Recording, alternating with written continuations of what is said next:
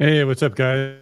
It's the Rescue Michigan Weekly live stream, although I probably shouldn't say that since we didn't have one last weekend, but we will be making it up. We have a lot of streams coming up shortly, actually, this coming week. We will be live streaming the vice presidential debate on Tuesday, and we also have another stream lined up one of these days with Senator Jim Runstead, who maybe Marian knows about this too. Hey, Marian's the grassroots vice chair of the Michigan Republican Party. She is our guest tonight, and we've got a lot to talk about. We've got this election upon us already. And Marian, for those who don't know, was one of the top leaders of the effort to recruit poll workers, both in 2020, 2022, and now this year as well. So we wanted to have Marian come on and talk a little bit about getting poll workers signed up. If you guys don't have plans for Election Day, it's time to make plans. Everyone needs to be doing one of two things: working the polls as a poll worker, or campaigning, either at the polling places or making phone calls, phone banking, doing some kind of campaign operation, working on a campaign. But anyway, welcome, Marian. Good to have you back on the show. It's been a while. How you doing? Yeah, thanks, Adam. Thanks for having me. A little, I was thinking about this as Tulsi was speaking, and I didn't get the opportunity to attend that, but I heard it was fantastic. Yeah. I think it was back in the spring, the Secretary of State, I'm told, had a meeting with clerks from around, like a conference with clerks from around the state. And she actually told the clerks to be prepared for a power outage on Election Day. Now, whether she was just saying, there could be a power outage, you never know, so be prepared, or whether it's, hey, there's going to be a power outage on Election Day. Some pipes bursting in the basement. I mean, it's just scary stuff. And I honestly believe that there is no trick up their sleeve. It's diabolical what's going on. And they will do anything to win this election. Yeah. And I was going to ask you, because Senator Runstead's going to come on our show in a few days to talk about this, but he's mentioned to me that apparently there is an election bill that won't be able to go into effect before the election. And they are the Democrats in Lansing are trying to pass it into law without passing it into law by calling it an administrative rule, which normally there's this committee called the Joint Committee on Administrative Rules that has to have a hearing about, any proposed regulation, and it still takes 90 days to go into effect after that. And they're going to somehow waive all that, like completely illegally. I don't know if you've heard about this, but Jim's going to come on and talk about that with us one of these days. Yeah, I have heard about that. And once again, it's just another one of their diabolical schemes to tip the election in their favor. I think they're getting more and more desperate because they're getting more and more nervous because things keep going better and better for us. Yes, but they just can't win on their policies because their policies are so bad. So they have to do everything they can to open the pathways for mischievous ways to win the election. Yeah. And that kind of brings me to the Detroit. I'm primarily concentrating on getting election workers into Detroit. I know that the party and other people are working throughout the rest of the state. Huntington, which used to be TCF and used to be Cobo Hall, is my main area of concern. And it's like, why do they keep changing the name? Yeah. I don't really quite understand that. I guess it's like you just maybe they have a contract to use a name for so long and they get so much money. And then it's like they can just get another maybe 10 million and change the name to something else. Yeah, something like that. Can you imagine if Comerica Park did that though? Hey, they might. You never know. Yeah. But anyway. Yeah.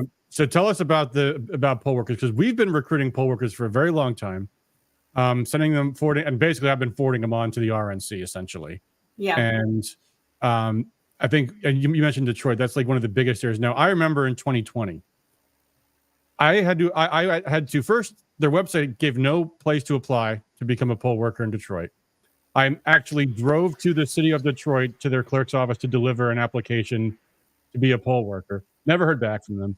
And I think it was like around this time that you sent me this link that was like not even linked on their website. It was like, this is the secret link to apply to become a poll worker. I don't know how you got it, but that's where I ended up applying. And that's when they finally called me to become a poll worker. Yeah. They're playing these same games again now, huh? It's unbelievable. We cannot, like, I had somebody just call me yesterday and he's like, okay, I want to sign up. Can you tell me, like, what is the pay for the different locations? And I'm like, I can't tell you, because every time we talk to somebody different, they tell us a different amount. Yeah. So we're hearing anything from $300 to $700 a day. Yeah. And sometimes I think it's because you're in a poll, and sometimes I think you're getting paid more because you're in the counting board. But I just haven't figured out the formula yet for what they're using to pay people. That's so weird. Yeah. But the best that I can guess as far as what I'm looking for or what we need for to cover polling locations and the county board. And of course, now we have 9 days of voting, 8 days of early voting, and election day. And to complicate that, this doesn't even figure in 6 days afterwards of counting military. They call them military ballots, but only 16% of them are actually military people. Huh. The rest are just all overseas people that have moved there because they work for the government, basically. Yeah. So they're certainly not going to be in favor of a smaller government, are they? No. So they're going to be counting ballots up to 6 days afterwards as they come in. And they don't, and I just heard they don't have to be postmarked. It's amazing. So, yeah. But so we're looking for about 1,000 workers with the efforts that Michigan Conservative Coalition and Michigan Fair Elections have been working together. And what we have come up with now is we have 600 verbal commitments of people that say that they are willing to be an election worker. And we have 300 of those people through the application process, which isn't a difficult process at all. It just seems it's difficult to get people to take that step. Yeah. It's amazing to me. Like, I mean, we've been worried about election integrity for the past 4 years, and people can't figure out by now how to take the initiative. Like, you guys should all be applying in multiple locations. Like, when in 2020, I applied in Detroit. I also applied in Oakland County in case Detroit didn't call. And as it happened, they did. So I ended up, and you can cancel. Like, I took the training in Oakland County, and then 3 days before the election said, sorry, I can't do it. They overhire for that contingency. So it's okay to apply in multiple places. You should apply in really any place nearby where there might be, let's say, elevated likelihood of corruption. Ann Arbor, Saginaw, Flint, Ypsilanti, places like that. Kalamazoo, Battle Creek, anywhere where the Democrats are in power, basically, is a place that is of concern. Yeah. And I like that plan. Yeah. And also, I should let people know, too. I want people to apply at the city or the county level. Yeah, Patty says Canton. You should probably usually apply at a municipality, a city or township. Now, the counties are also hiring for the absentee voter counting boards. But most of the in-precinct election day work is done at the city and township levels. So you can apply in both. Like, there are also election jobs at the county level, but more of them are at the city and township level. And not every place is as confusing and difficult to apply to as Detroit is. So I have a question, Marian. I had heard that actually Detroit was going to be outsourcing some of its absentee voter counting to Ann Arbor this year. Have you heard that? Is that correct? I have not heard that at all. Okay. I might be mistaken. I haven't heard that at all. That might have been a rumor. Yeah. Jay Mashad says, I am already committed locally, and election days if possible to apply anyway in Detroit or Wayne County for early voting or counting afterwards. Yes. Okay. Yes. And so, Adam, I sent you that link for people to go to Pure Integrity Michigan Elections, because that's the website that we're partnering, and it walks people through the process. We're having them apply. When they go to this link, they'll immediately get there's a little bit of a form to fill out. That's so that we know who's applied, so we can keep track of those numbers. And the RNC attorneys, or the chair of the 13th district, the Republican chair of the 13th district and the 12th district, are submitting names as we go along. So we can keep track of how many people we've submitted, and we can kind of, be there to support them through this process. So people fill out this little information section, they hit submit, and immediately they'll get an email with instructions and the actual application that will go directly to Detroit online. And then there's a little bit more instructions, because we also want people to submit a hard copy, highlight that they're a Republican on the hard copy, and also cite the MCL that says that it's a requirement that elections, that Republicans and Democrats are hired in parity. Yeah. And I imagine there's going to be a lawsuit involving this, because they've already broken the law in the primary. There is a lawsuit, and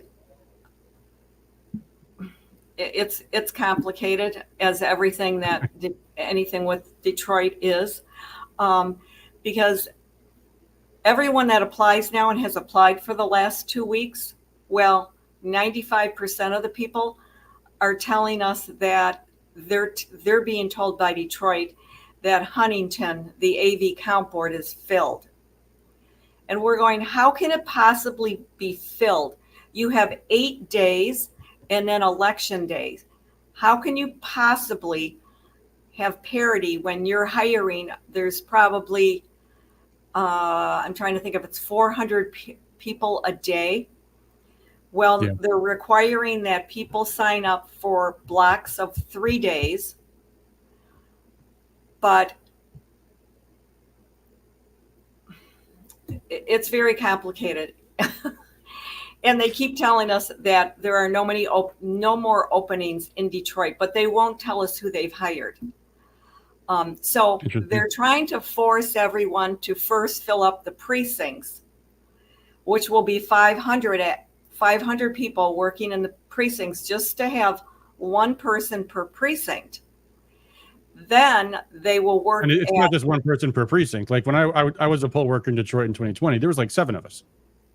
Right. So state law requires there to be at least one from each party in the precinct. Yeah.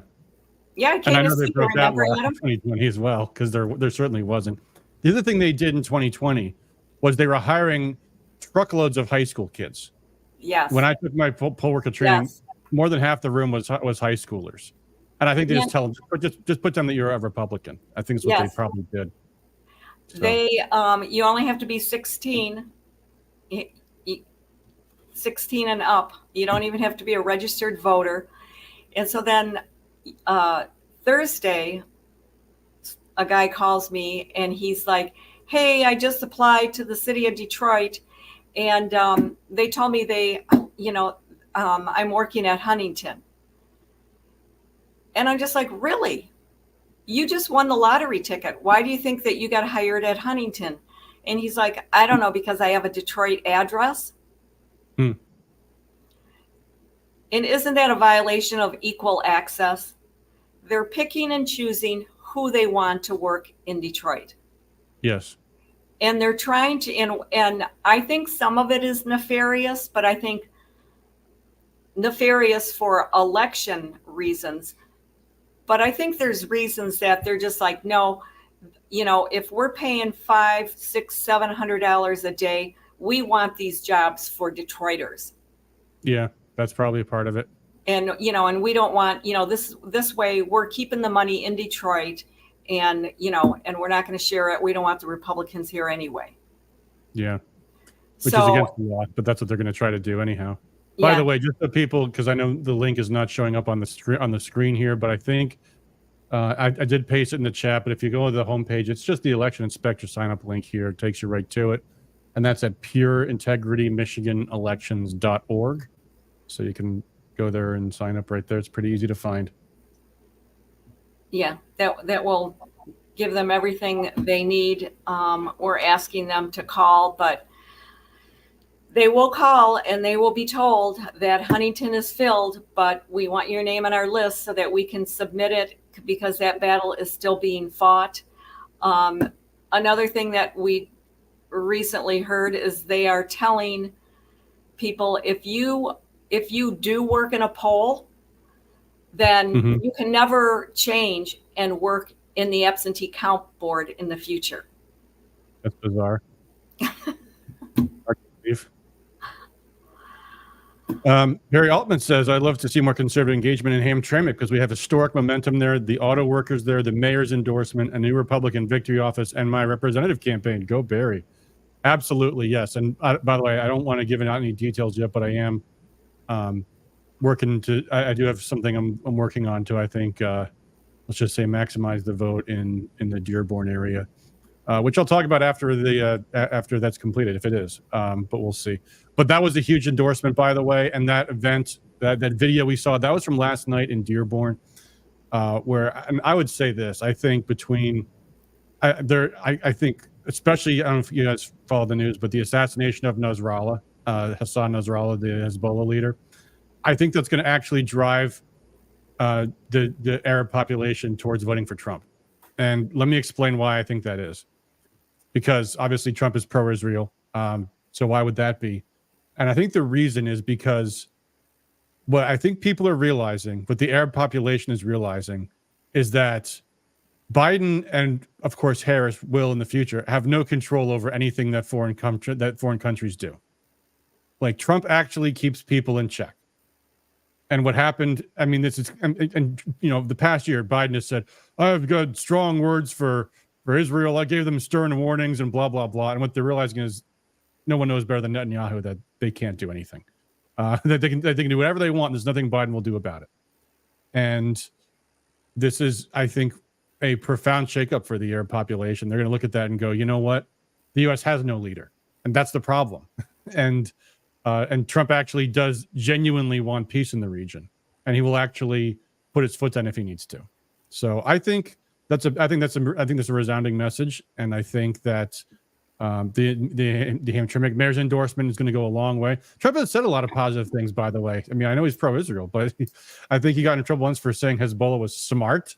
You know, God forbid you say somebody you don't like is smart, you know.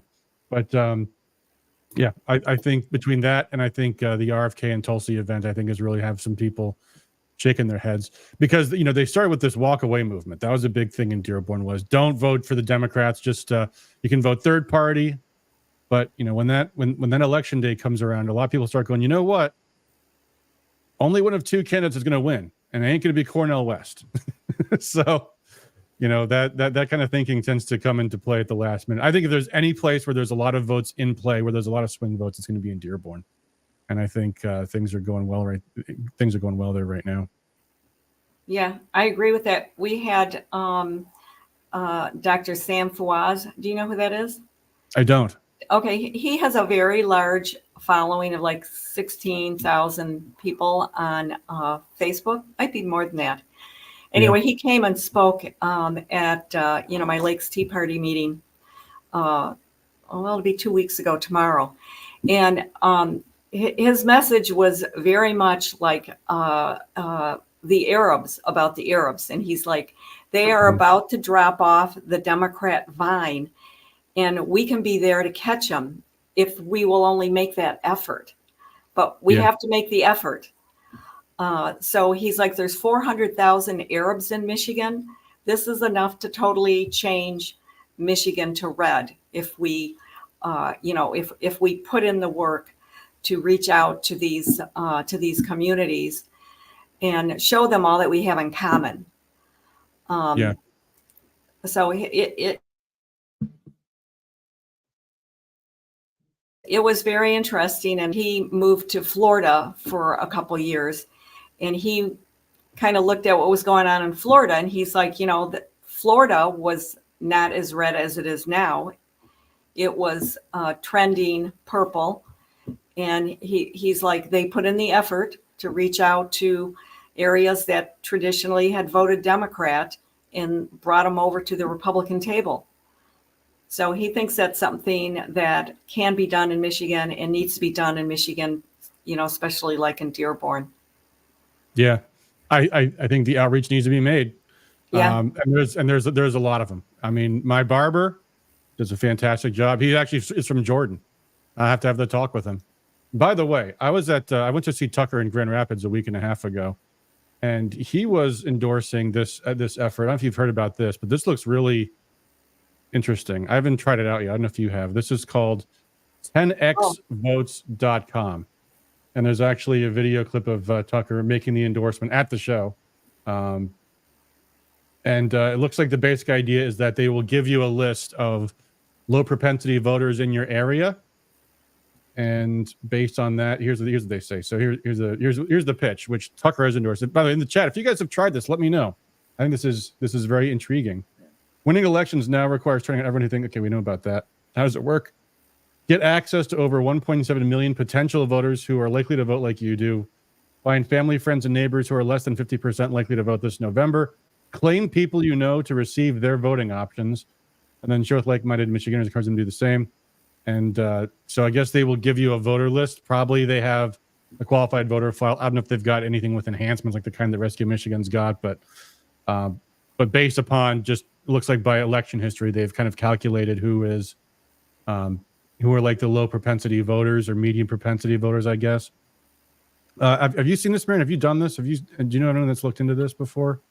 I've heard of it several times, and I've gone on the website. I can't remember. Like, I know I tried to get through it, and I don't know. I didn't get through it, but I can't remember if it's because I got distracted or because I just don't know how to do it.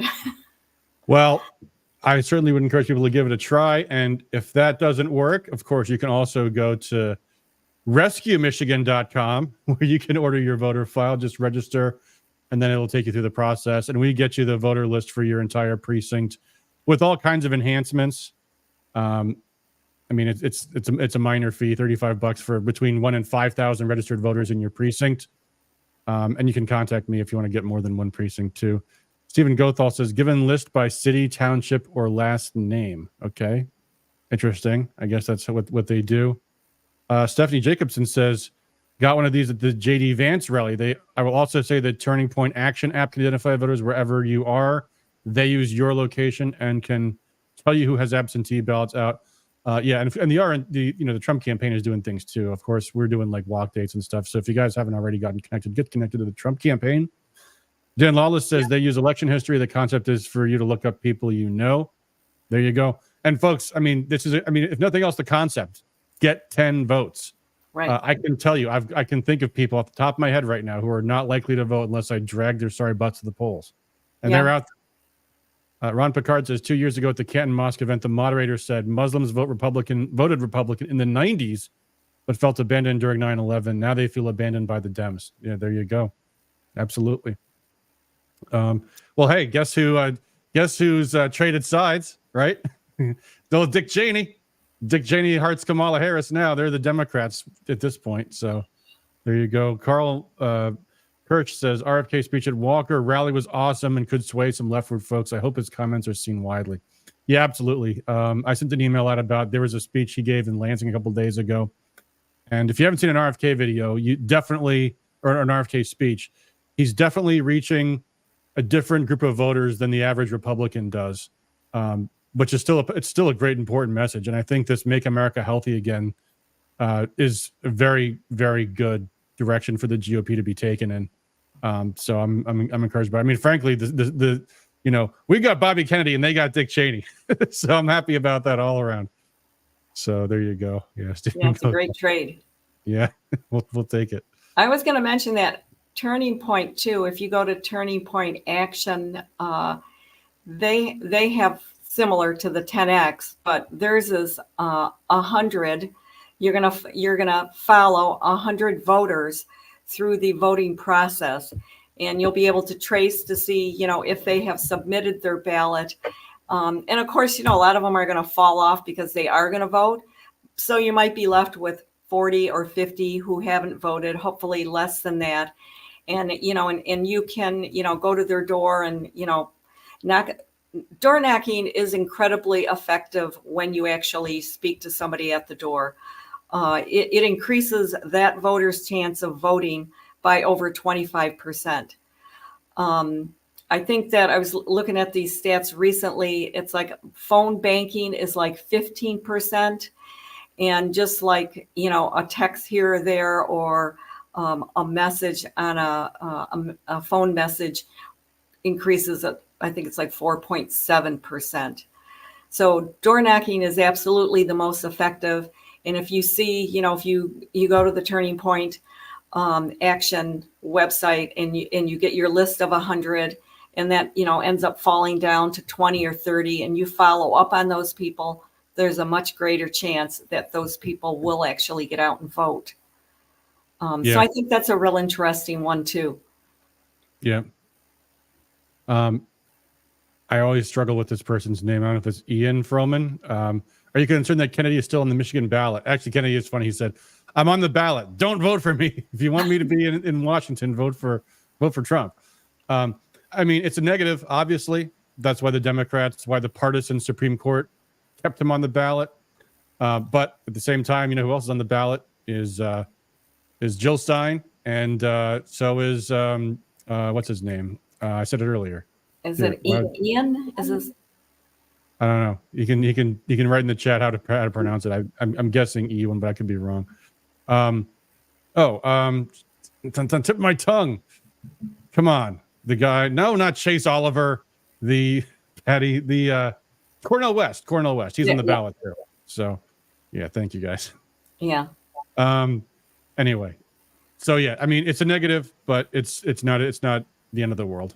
And obviously, I mean, the other thing too, like voters do catch wind of when candidates drop out. Like in the U.S. Senate race, for example, in the primary, Sandy Pensler dropped out, and he clearly spent more money in his race than Justin Amash did, or who was the other one? I'm so bad with the names all of a sudden. Sherry O'Donnell. And yet, Sandy Pensler came in a distant fourth, meaning people knew he dropped out. So, yeah. E1? I'm guessing E1. Sorry about that. Thank you for the correction. I hope I got it right that time. It's Romanian. Okay. Unfortunately, I'm not good with my Romanian names. But I know it's like, man, I got a cumbersome last name and two people get it wrong all the time. I think the people that would vote for RFK, it's like if anybody was sincerely following RFK, they would know that he dropped out. Yeah. But I think people may vote for RFK if they just were going, I'm not voting for Trump. I'm not voting for Harris. Yeah. Just as being a goof, they're going to vote for RFK. Yeah. So it wouldn't be a serious vote anyway. Yeah. There's always a generic protest vote. There's also, like when I worked the polls in Detroit, even though you're not supposed to see ballots because people do garbage all the time, people would show me their ballots for no reason.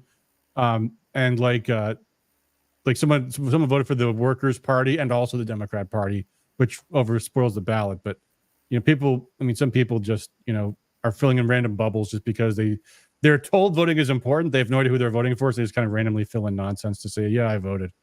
So I mean, there's always some of that. There's always a percentage that it's just it is what it is. Adam, yes. Adam, I would like to circle back to your experience because I remember coming and visiting you when you were working at the poll in Detroit.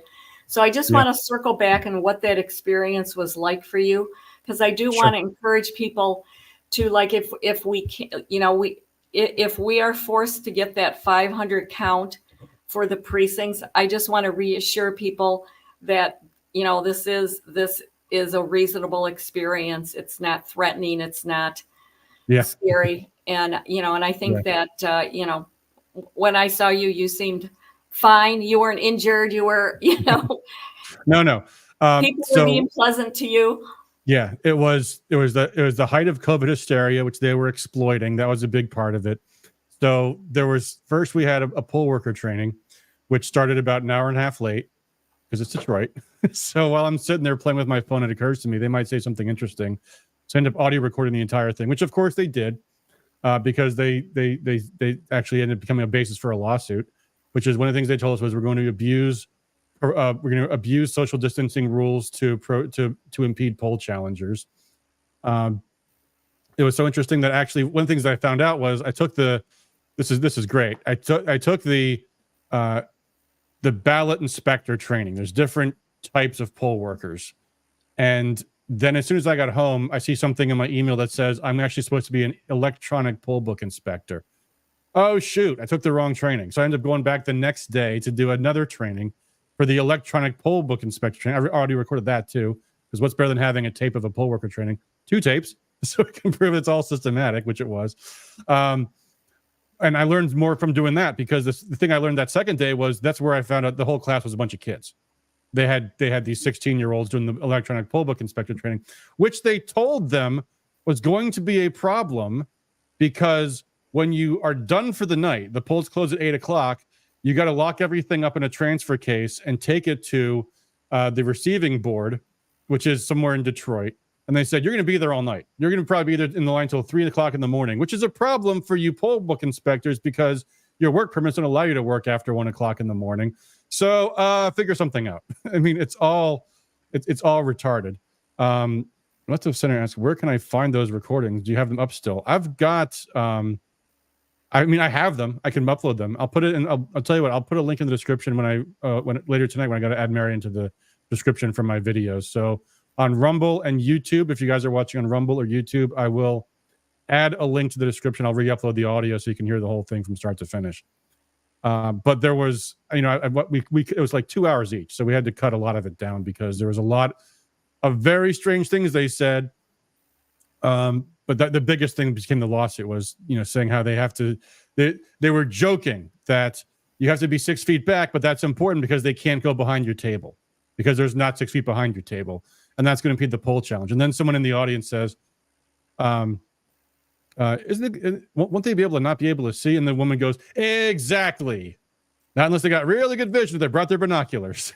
I remember, Marian, you brought binoculars that day because you thought you might need them. I ordered all these freaky binocular glasses on Amazon, and I got like 20 of them, and they were super cheap. But I'm like, I'm sure you can't see anything with these things.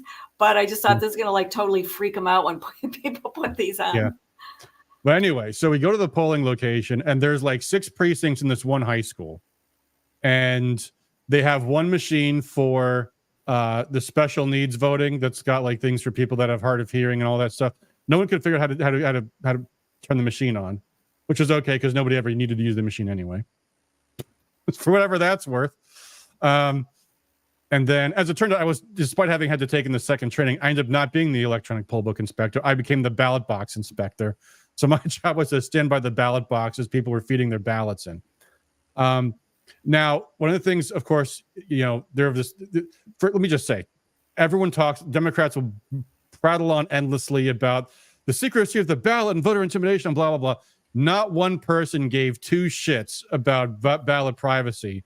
In fact, the secrecy sleeve was too short for the ballots. So I could see every single time someone was voting who they were voting for and that they voted straight ticket because it stuck right out. So that was the first thing. But it didn't matter because people were exposing the ballots to me all day long. A lot of voters couldn't read, so they'd be like, hey, what does this say? What does this say? I'm like, I can't tell you, sir. I'm not allowed to tell you. I was totally overwhelmed by all the Democrats who were the other poll workers, including there's one person who, so there's the head honcho for the entire area is called the polling site assessor, the PSA, who was like in charge of the whole room of all 6 precincts. And then within each one precinct, one person, I forget what the term was for, but one person's like the head honcho within the precinct. And that wasn't me, unfortunately. It just went by seniority, basically. So this is another good reason, folks, to work the polls, because the next election, you'll be a senior employee. But anyway, so for example, there was one guy who was illiterate, and he spent a half hour just staring at his ballot, and filling it out and filling it out and filling it out. So he finally puts it in the machine. It overvotes, so it spits it back out. Which they didn't used to do that. It used to be if you overvoted, too bad. They wouldn't tell you. Now, of course, Democrats changed the policy because they want, to max out their votes. So now the machine will reject any ballot that was overvoted, which was a nightmare because then you just spoil the whole ballot and start all over again. So what would often happen if someone spends a half an hour voting, which some people did, like for the judge sections, there was like 13 different judge candidates for 13 different seats and only one for each. So who cares? You don't have to vote for any of them because they're all going to win anyway. Nope, people voted for every single one of them, and they were bubbling in and bubbling in and bubbling in. So anyway, so the machine spits the ballot back out. Woman goes, I got to go. I don't have time anymore. So she would get up and leave. Another time, a woman says her husband was doing this for like 30 minutes. He couldn't read the ballot. So finally, like, we have to give you a new ballot, sir. And she's like, just give me that. And she just takes the ballot from him and starts filling it out. I'm like, ma'am, you can't do that. And the Democrats at the polling place are like, just let him do it. Just let her do it. I'm like, that's illegal. That's completely illegal. So, we put all this in the poll book. The other thing that was going on pervasively all day long was the Democrats are outside the polls handing out poll cards telling people who to vote for because, that's what they need to do. So like they had a slate, they had a poll sheet that said vote for the black slate, which of course told them to vote for the white man for U.S. Senate, right? Because John James was the black candidate. So the black slate ballot tells you to vote for the white guy, but whatever. Anyway, so people were leaving all of these poll cards inside the polling place, like in the voting booth, which is completely illegal as well. So, as much as we could, we'd go into the voting booth and remove these things, but they were everywhere. They were like when you hand out a poll card, you see the signs outside that say 50 feet, no campaigning within 50 feet of the entrance of the building. Maybe it's 100 feet. I think it's 50 feet. Anyway, usually they put a cone out and says no electioneering within this. So when you hand someone a poll card to tell them who to vote for, what they're supposed to do is put it in their pocket. And then they can whip it out of the voting booth if they want to, and they can use it as a cheat sheet. That's all fine. 100 feet, Patty says. Thank you. Although, by the way, people were violating that rule all day long at the polling place, too. Even Rashida Tlaib, who showed up there later that morning, I saw her out there. But anyway. Adam, I came in as a poll challenger into that.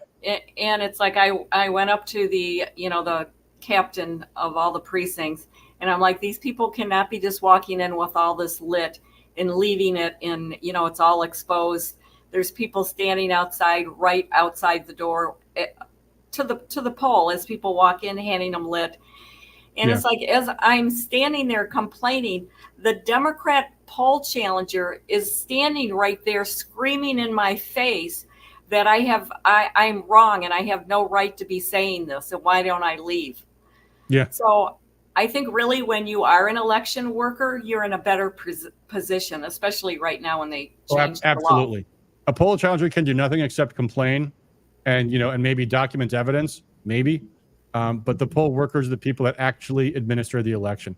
And I was powerless to stop a lot of this stuff going on because it was just me. And so what we ended up doing was, actually, no, there was one other guy who was a secret Republican with me. But we were, outvoted 5-2. So all we could do was, thankfully, the guy who was the head honcho at the thing, who was a Democrat, let me and my friend write the report for the poll book. So we put every single thing that was done illegally into that poll book, and then they all signed off on it because they didn't even read what we wrote. So, but as it happened, it came to nothing because no one ever opened the poll book. There was no lawsuit. But again, it was only because it was one precinct, one polling place out of 500.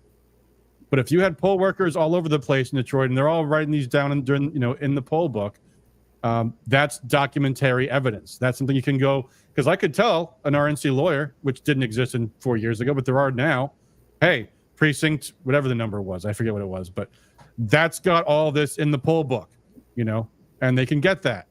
So that's why it's so important for people to be poll workers, because you might actually be able to stop things from happening illegally, but if nothing else, you can at least document that things are happening illegally.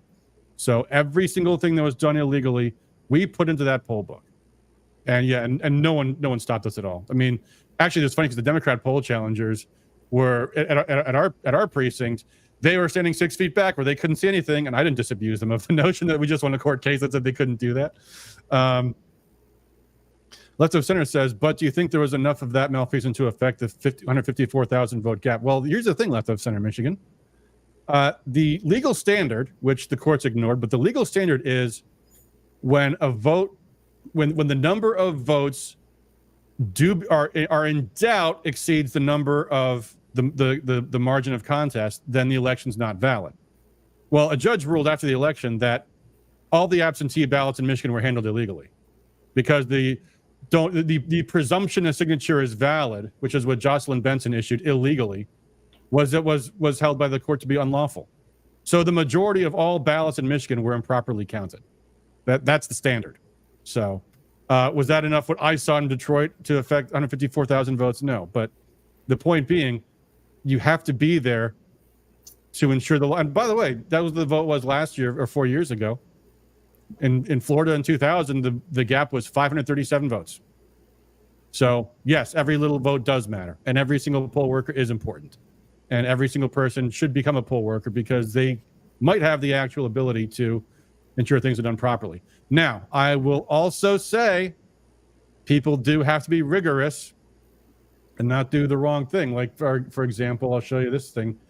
Someone showed me this today and asked me if should there be a lawsuit about this. This was an article that someone posted from some blog. I have no idea who this person is. Chicken Brains, I guess, is the person's name.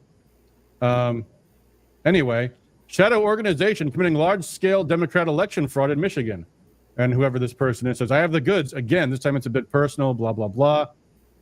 And the thing in question is this piece of mail, which has Gretchen Whitmer's name on it, an absent voter ballot application. You can see they've redacted the person's name.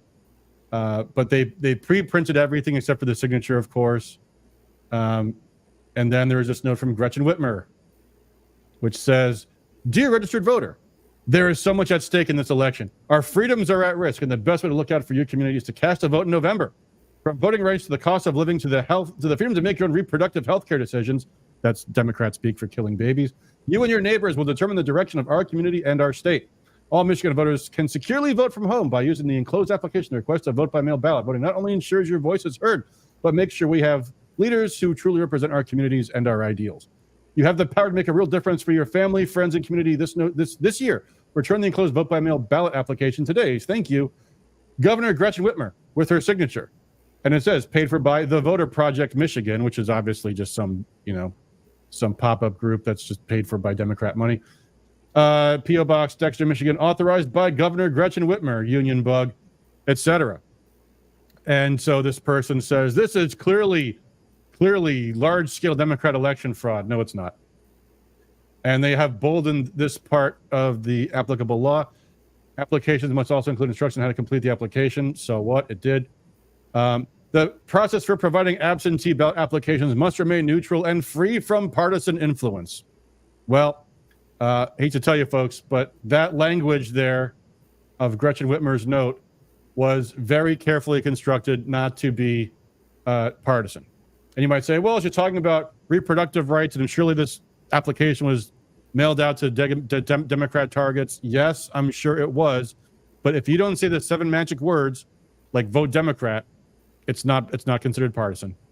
Same way 501c4s, lobbying groups are not considered, no, they're not considered partisan as long as they don't say those magic words. Vote for, elect, defeat, Smith for Congress. So this is not actionable. This is someone with an opinion. Their opinion is wrong about this being election fraud. This is just, it's pushing the limits, but it is not illegal. It is not illegal. So is it paid for with PAC money? Probably it's a C4, if I had to guess. Might even be a C3. But I don't know. But anyway, folks, all that is to say, do know the law. If you're going to be a poll worker, they will train you. Well, let me say this. Detroit trained us on the basics of processing ballots. They absolutely did not train us on the rights of poll challengers. That's up to you to learn. And, you do have to do some due diligence in that respect. Well, can I just say, so people that are signing up to work the elections in Detroit, like we're doing a lot of, we've been doing Zooms every week to get people through the application process, answer any of their questions. We're going to be doing Zooms through October. And actually, it's going to be a supplemental or enhancement to the Detroit training. We're encouraging people to also take the poll challenger trainings that are going on, so they have that backup education too. And then when we get closer to the election, like 2 weeks out, we're really going to be just setting up carpools, trying to talk to people about where they're going to be, what their experience is going to be like, and what they do, what they'll need to take with them to make it the most positive experience that it can be for them. So we are there, helping people through this because a lot of people, this is brand new. And of course, anyone that does this has to vote absentee before election day. Yeah, absolutely. So the clock is ticking, guys. It's up to all of you to take the initiative to become a poll worker. We're doing all we can to give you guys the tools and the training, and Marian has done more than anybody in this respect. But, especially for those of you out there who have been talking about election fraud for the past 4 years, like this is crunch time. Like now's the time not to drop the ball on this stuff. Haji 1954, I know who that is, says the outreach of Americans of Arabic and Armenian descent is excellent and overdue. Republicans in power have ignored and spurned those protesting genocide. Joe, thank you, Rolla and Marian, for fixing this. Yeah, and for those who don't know, Haji is actually... It's like a slur that American soldiers used to describe Iraqis. I think that's where he got that from. But yeah, folks, I know how people feel about the Middle East conflict. I personally feel that I want Trump to win. I think peace is good for everybody. And well, frankly, I'll just say flat out, I am no fan of Israel, but I know a lot of Republicans are. So be it. Fine, good. Let's try to have some peace, huh? And let's win. Can we do that? Can we agree to do that for the next 5 weeks? Thanks. Heather Dow says, thank you, Marian. And are there any questions? Oh, Rolla Mackey says, in 2020, busloads of people were brought to the Dearborn clerk's office a half hour before polls closed. They were registered on the spot and they voted. It was estimated to be 400 people. What can we do to prevent this? Well, nothing now, because now that's in the state constitution that you can. It was illegal then. It's not anymore. Yeah. Yeah. If they were... I mean, the thing to do is bring as many people as you can to the polls, preferably more than a half hour before the polls close. But yeah, that's not illegal anymore. We now have same-day voter registration. Mark Ashley Price says, the crazy people in Highland Park are just an old bag of bones. That's all they are. Yeah, Mark knows. Anyway, what else are we going to talk about this week? It's been a while. I'd like to mention Prop 2 from 2022. And I don't know if I've talked to you about this before, Adam. And so there is a lawsuit to overturn Prop 2 because it's clearly a violation of the U.S. Constitution and the state constitution, because time, place, and manner of elections is determined by the legislature, not by a ballot initiative. There's also kind of like a twin lawsuit being filed in Pennsylvania because they have kind of like the same problem going on, except it's cleaner there because in Pennsylvania, Republicans still control the legislature. In Michigan, a lot of the Democrats, probably knowing that Prop 2 would be challenged because it's illegal, have now implemented and passed a lot of the laws that are in Prop 2. But nevertheless, we need to sue to overturn Prop 2 so that we at least have that out of our Constitution, so that in the future, when we control the legislature and the governor's seat, we can then correct our election laws. Are you familiar with that? I've heard about it. Although, I mean, the thing is, though, I have to say is, any lawsuit is you hope for the best, but the courts they've been lousy about things. So, well, it went, of course it went and got dismissed, which actually the attorneys expected that. They weren't terribly surprised. Yeah. And they were okay with that because they already had it set up that they were going to immediately appeal it. And I'm trying to think of what court they're appealing it in. I'm learning way more about the court system through my own case than I ever, wanted to know about lawsuits and all this stuff.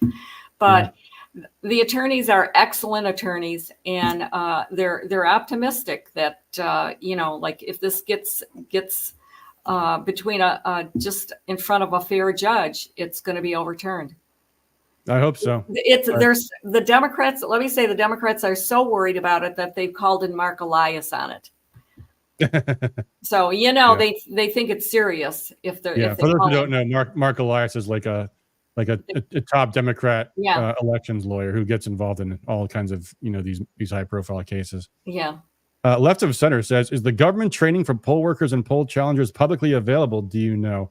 I don't know, but all it takes is one person to go to one and to capture it. Like, I'll show you. Here's my poll worker training from 4 years ago. I'll share the screen, and just if you want in the future, you can just pause the video and you can read through it on your own time. There's page 1, page 2, page 3, page 4, 5, 6, 7, 8, 9, 10. Oh, there's their section on challengers and poll watchers. 11, 12, 13, 14, 15, 16, 17, 18, 19, 20. Follow the check of operations. Key points, areas of focus. Do not pre-stuff ballots in secrecy sleeve under any circumstance. Folks, people were showing me their ballot. People were giving me ballots that were outside of the secrecy sleeve. Like, people just didn't care at all. That was our poll worker training. Oh, this is the second one. This is the electronic poll book inspector training. A lot of the same stuff. I think there might have been a little more here. This is all the same. Okay, I guess that was it. Well, there you go. That was the poll worker training in 2020, minus the audio, but I've got that too. I'll put it in the description. So there you go. I'm sure it's different this year, but anyway, that's what it was.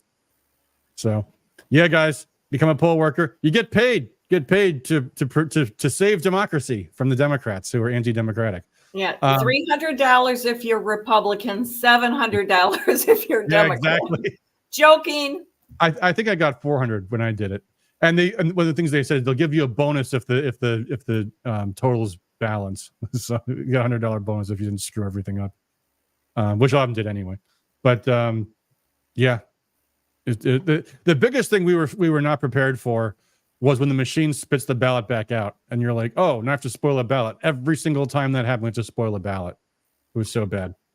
And they didn't warn us that was going to happen. There's nowhere in the training is like, hey, by the way, if they overvote, they'll spit the ballot back out at you. Oh, well, thanks for letting us know now, because now we didn't know what to do. That took some figuring out on election day. But if you're not working the polls, you got to be campaigning, folks.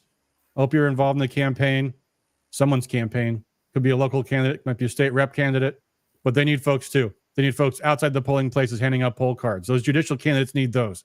They need people making phone calls, phone banking. That's another good reason, folks, to vote early, so that the campaigns don't have to keep bothering you, nagging you to vote. Because once you voted, they'll know you voted. Although, did you see, Marian? Benson apparently has issued some order, which he has no authority to do. So that's going to be another freaking lawsuit. That from now on, we can't get the dailies anymore. The Secretary of State's office will not issue daily absentee ballot reports, which is completely illegal. Yeah. So another freaking lawsuit, because it should get the Democrats for free anyway. Yeah. So another RNC lawsuit to fix that. Just completely brazenly criminal. That's what Jocelyn Benson is. Every single thing she does is for one purpose: to rig elections and to lie and cheat and steal. Yep. That's how much the Democrats care about democracy, ladies and gentlemen. Can I put in a plug for MCC is initially organizing this, but actually any group can boast that they're helping, or that they're the sponsor of it. But we on October 12th we're holding the Trump Woodward Cruise, Oh, No need to dream anymore.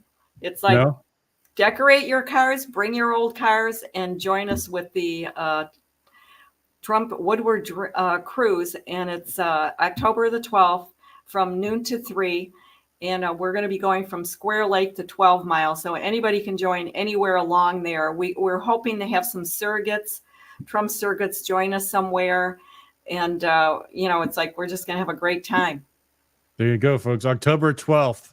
And that must be right off of where the GOP office in Oakland County is, Square Lake and Woodward. Yeah, so, it is. Perfect. Awesome. Sounds like that'll be a lot of fun. What else is in the news I was going to talk about this week? It's almost old news already. Things are going so fast. Do you see Zelensky's foreign election interference? That didn't go so well for him. When he came to Zelensky, the president of Ukraine. He's not actually the president anymore. His term expired in May, but he still calls himself the president and just acts like a dictator. But he goes to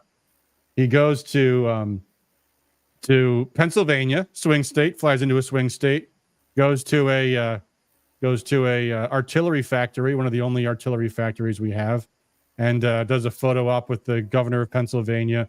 They sign some artillery shells, which might be a war crime, by the way, because most of the artillery shells being used against military targets, sure, but they have been shelling the city of Donetsk for the past 10 years, even through the war, even through the shell hunger. They're still carrying out terrorist shellings in Donetsk city. So, the governor of Pennsylvania might have committed a war crime, signing an artillery shell there, but whatever.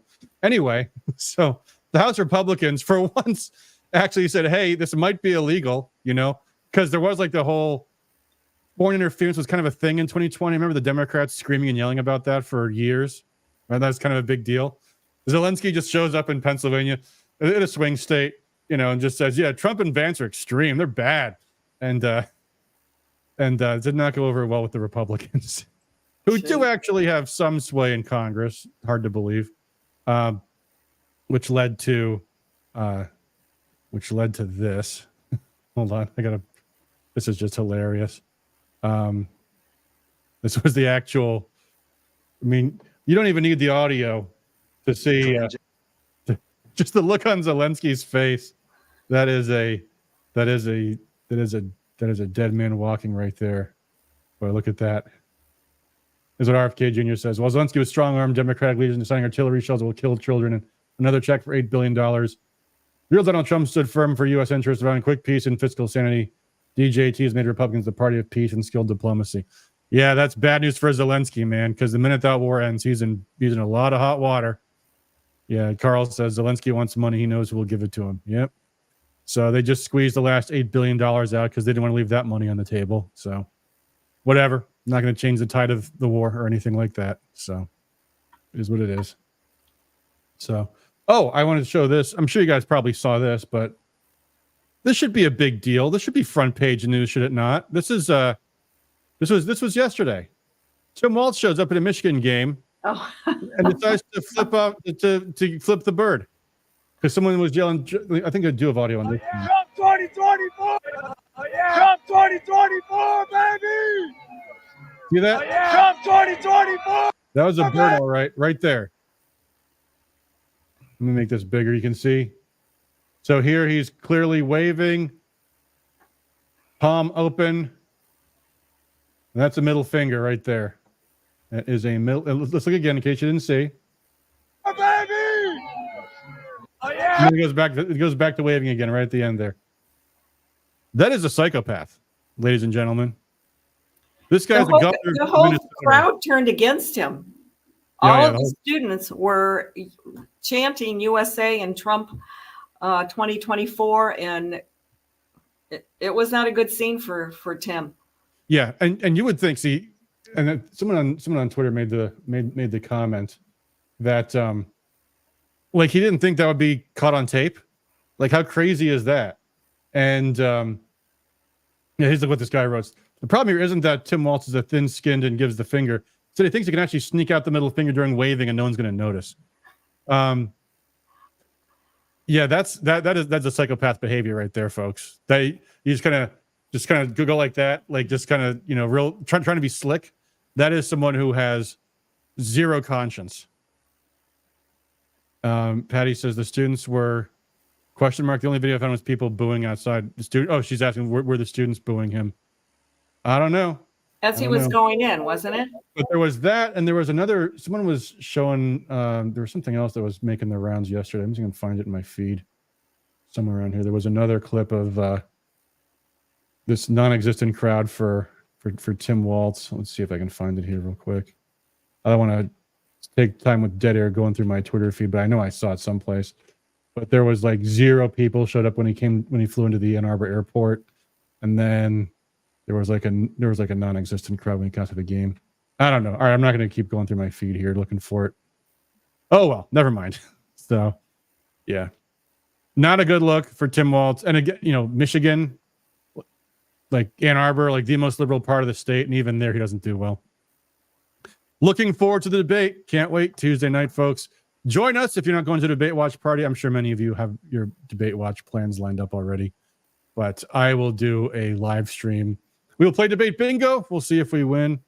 Last debate, I actually did go to a debate party. We did play debate bingo, and we got bingo like pretty easily because we kind of knew what they were going to say. So, gee, do you think they're going to ask? They're going to maybe grill JD Vance about abortion? I don't know. We'll see. I'm in suspense. But we will have a live stream Tuesday night. I assume the debate starts at 9:00, so we'll probably start at like 8 or 8:30 or something like that. We shall see. And look for another stream this week with Senator Runstead too to talk about this other garbage the Democrats are pulling. But it's all desperation, folks. This is, I don't know. How do you feel, Marian? How do you feel about the election so far? I'm feeling pretty good, honestly. One day I feel good about it, and the next day I don't. Yeah. It's quite a roller coaster. It's like I'm hearing that the Teamsters now are kind of reaching out. They have the same as, I think it's the UAW, like 60 to 70% of their members are in favor of Trump, and they're asking leadership to have more diversity in their party representation. So yeah. I think that's really positive. Yeah, so, I that's a really good sign. I mean, this is all especially good for Michigan. Between that and here's the. I did find the video. This is the video of. Let me switch to this. Yeah, there's Tim Walz getting yelled at. That must have been the video Patty was talking about. But yeah, I would say I saw this meme on X yesterday, and it was a picture of like Trump, Vance, Bobby Kennedy, Tulsi, Elon Musk, and who was the other one that was in it? But the caption was, "I'm building a team." It was like, man, this is a way better team than he had 4 years ago. That's for sure.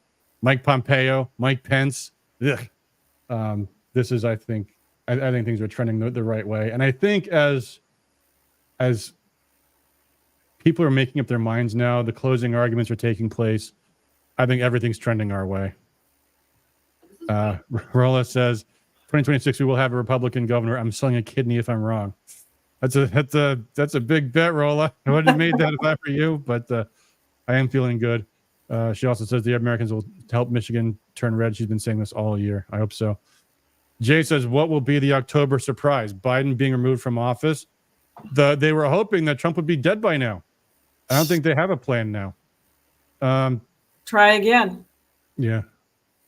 Ron says, more Harris signs by me than there were Biden signs 4 years ago. Yard signs are not how you determine a presidential race, guys. Yard signs matter more and more the lower the level race is. If you're running for, county commission, yard signs matter because people are looking to see who their neighbors are voting for. Everyone's mind's made up in the presidential race, more or less. And I'm sure everyone's a yard sign out. They're putting yard signs up because they're desperate. That's what's going on. That's all there is to it. Dwayne says, Harris signs in Plymouth, very few in Plymouth Township. Yeah, well, whatever. Yeah, Carl says they're yelling at him because he's from Minnesota. Yeah, there could be that too. But whatever. Anyway, have you seen the Harris ad where the two people are talking about how they supported President Trump in 16 and 20, but now they have changed their vote, and they're voting for Harris because President Trump's views are so extreme. And somebody did some real research and found out that the two people that said they're former Trump supporters were really hired actors, and that they were hardcore Democrats that the Harris campaign hired to say that they were former Trump supporters. Yeah. I mean, I'm sure it's silly season. There's going to be all kinds of crazy stuff going on in October. There'll be something. Port strike coming on Tuesday. That'll be a fun topic for the debate. We'll see how that goes. But I think in general, as things happen in the world, it's bad for Democrats, basically, because nothing's good happening. Because, and here's what I think is a good takeaway that voters need to understand is, for 4 years, we haven't really had a president. We've had a deep state that is just a bureaucratic blob that controls, just calls the shots day after day. And voters didn't know that until the first debate, when they saw Biden unscripted and realized the guy was, barely even sentient. With Harris, they know she's completely unqualified for office. Is a complete moron, has no qualifications whatsoever, has no clue what she's doing. If Harris wins, it would be the affirmation of we don't really need to have a president at all. And it's going to just be absolute, complete, and total chaos. The whole world's going to know it. I mean, the world now does know it, obviously, and that's why all these things are happening in the Middle East. But if the American people approve of that, then we are inviting our own destruction, and it will come invariably. There's no question about it. But it's an affirmation. It'll just prove that we have show elections, but they don't really.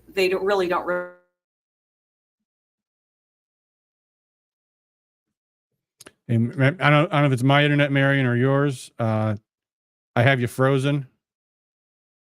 I don't know. It might just be me. It looks like my internet's working okay. Folks in the chat. Oh, okay, Marian's come back. I don't know, Marian. I don't know if it was my signal or yours, but you froze for a second there. What were you saying?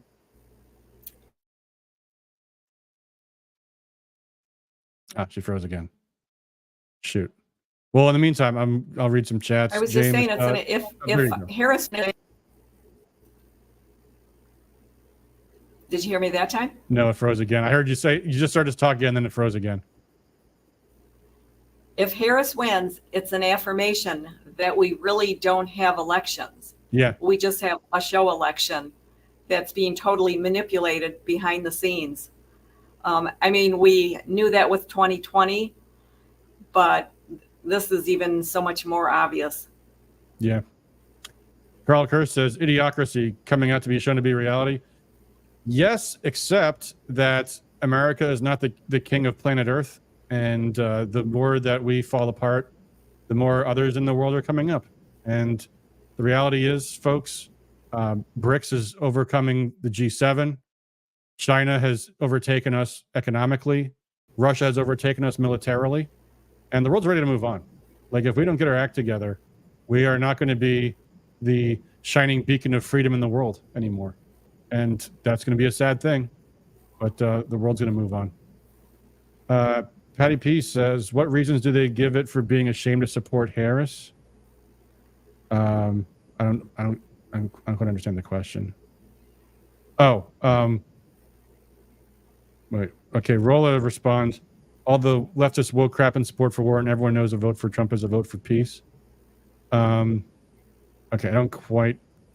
Well, okay. This is so. Rolla said in the Arab community, it's a shame to be supporting Harris for president. Pretty soon it'll be a shame and dishonor into your family and a Democrat. I hope so. So that was what Patty was asking the question in response to, and then that's what Rolla's response was. There you go. Steve Gothal said you had been frozen there, but it came back, so that's fine. Lizzo Center has a question, but it involves your court case, so I'm not gonna put any kind of exposure to you there. And I think that's it for tonight, folks. So thank you guys all for tuning in. More from us soon. Debate Watch live stream this Tuesday. It's going to be great. JD Vance is brilliant. He's going to mop the floor with Tim Walz. Looking forward to it. Thank you guys for tuning in. Thank you as always. Oh, I was going to mention. I'll talk about Jim Runstead when we do the stream. We're talking about that Senate bill, that Senate Michigan Voting Rights Act, which is not, well, it's still in the House, but there's no way to get immediate effect on it. So it's not going to affect this election, but I'll talk to Jim about that, and we'll That is it, I think, for Operation Watchdog, by the way. The legislature is out until after the election. So we will, and then it'll be lame duck, and that's going to be insane. But there you go. We'll talk more about that next time when we have Jim on the show. And until then, thanks as always for all you guys do for liberty. Marian, I know you mentioned the Woodward Trump cruise on the 12th. Is there any other events you want to plug? Anything else before you sign off for the night? Nope, just to go to the Pine website and sign up to be an election worker. We need you. PureIntegrityMichiganElections.com. Folks, sign up to be a poll worker. Anyway, where was I? I was doing the outro. Thanks again for all you guys do for liberty. Until next time, peace.